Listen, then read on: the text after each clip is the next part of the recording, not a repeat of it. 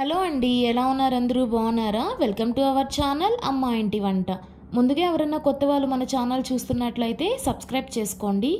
ఈరోజు ఎంతో రుచిగా ఉండేటటువంటి కొబ్బరన్నం ఎలా తయారు చేసుకోవాలో చూపిస్తానండి. ఇంట్లో ఏం కూర చేయాలో తెలియనప్పుడు లేదంటే ప్రసాదాలుగా కూడా ఇలాగా ఈ కొబ్బరి అన్నాన్ని ట్రై చేయొచ్చండి. సో లేట్ చేయకుండా తయారీ విధానం చూసేద్దాం. ముందుగా స్టవ్ మీద బాండి పెట్టుకొని ఇందులోకి 1 టేబుల్ స్పూన్ ఆయిల్ని వేసుకోండి.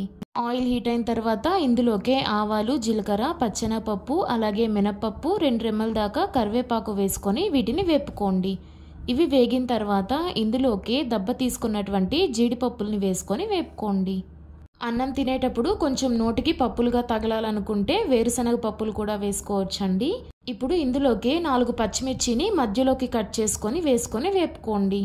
పోపు దినుసులు, పచ్చిమిర్చి, అలాగే జీడిపప్పు వేగిన తర్వాత ఇందులోకి మనం మిక్సీ పట్టి పెట్టుకున్నటువంటి కొబ్బరిని యాడ్ చేసుకోండి. కొబ్బరి మిక్సీ అన్న పట్టుకోవచ్చండి, లేదంటే తురిమి అన్న తీసుకోవచ్చు. మిక్సీ పట్టుకునేటప్పుడు ఒక 5-6 సెకండ్లు ఉంచుకొని ఆపేసేయండి. ఎక్కువసేపు మిక్సీ పట్టారంటే కొబ్బరి పేస్ట్ లాగా అయిపోతుంది. ఇక్కడ నేను కొబ్బరి యాడ్ చేసిన క్లిప్ అనేది మిస్ అయిందండి. కొబ్బరి వేసుకొని ఒక 2-3 నిమిషాలు కొబ్బరిని వేపుకొని ఇప్పుడు ఇందులోకి కొబ్బరి వేగిన తర్వాత ఉడికించిన అన్నాన్ని యాడ్ చేసుకోండి. మీరు ఈ కొబ్బరి అన్నాన్ని చేసుకునేటప్పుడు నాన్ స్టిక్ బాండలు తీసుకున్నారంటే అడుగంటకుండా ఉంటుందండి. మనం నార్మల్గా ఉడికించుకున్నటువంటి అన్నాన్ని ఇందులోకి యాడ్ చేసుకోండి.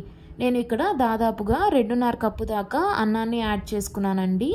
అన్నం వేసుకొని రుచికి సరిపడా సాల్ట్ యాడ్ చేసుకొని మొత్తం ఒకసారి కలిసేటట్లుగా కలుపుకోండి. నేను ఇక్కడ కొబ్బరి క్వాంటిటీ 1 కప్పు దాకా తీసుకున్నానండి. మిక్సీ పట్టగా వచ్చినటువంటి కొబ్బరి తురుము అనేది 1 కప్పు దాకా ఉంటుంది.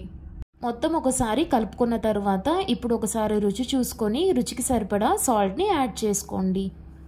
2.5 కప్పు రైస్కి దాదాపుగా 1/2 స్పూన్ దాకా సాల్ట్ సరిపోయిందండి. రుచికి సరిపడా సాల్ట్ యాడ్ చేసుకొని ఒకసారి కలుపుకున్న తర్వాత 1 నిమిషం అలా స్టవ్ మీద ఉంచుకొని స్టవ్ ఆఫ్ చేసుకొని సర్వింగ్ బౌల్లోకి తీసుకోండి. అంతే అండి, చూస్తున్నారు కదా, ఎంతో సింపుల్గా ఎంతో రుచిగా ఉండేటటువంటి కొబ్బరి అన్నం తయారైపోయింది.